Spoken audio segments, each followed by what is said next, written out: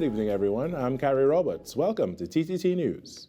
In our first story tonight, the restrictions imposed by the Water and Sewerage Authority is geared towards ensuring that the country's water supply can be equitably distributed as far as possible to WASA's commercial, industrial, and domestic customers.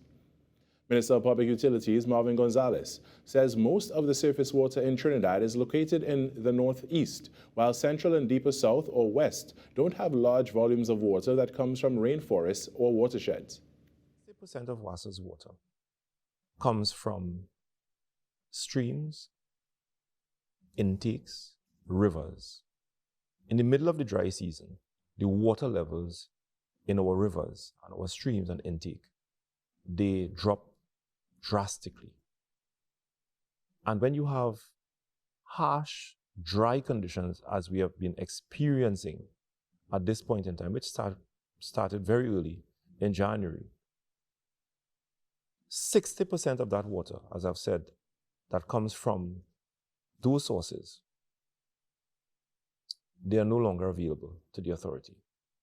So as we speak today, WASA does not have 18 million gallons of water that it normally would have in normal rainy season.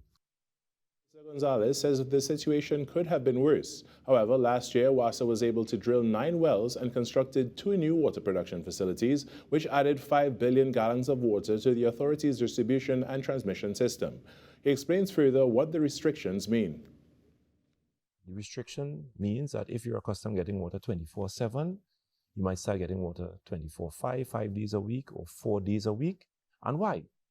Because that 3 days that you would no longer be getting water, just by way of an example, that water now has to be redistributed to communities that are not getting a proper service. As for the hose ban and the $75 fine for the use of hoses during the restriction period, the minister says the penalty is under review. It is a fine that was placed quite a long time ago in the WASA Act, and like other aspects of the Act, it needs to be updated.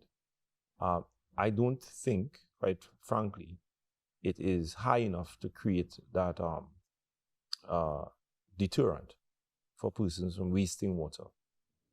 Minister Gonzalez assures that WASA is going to engage in a lot of patrols around the country, and he also plans to meet with the Minister of National Security to get support from the police service to ensure that people comply with the hose ban.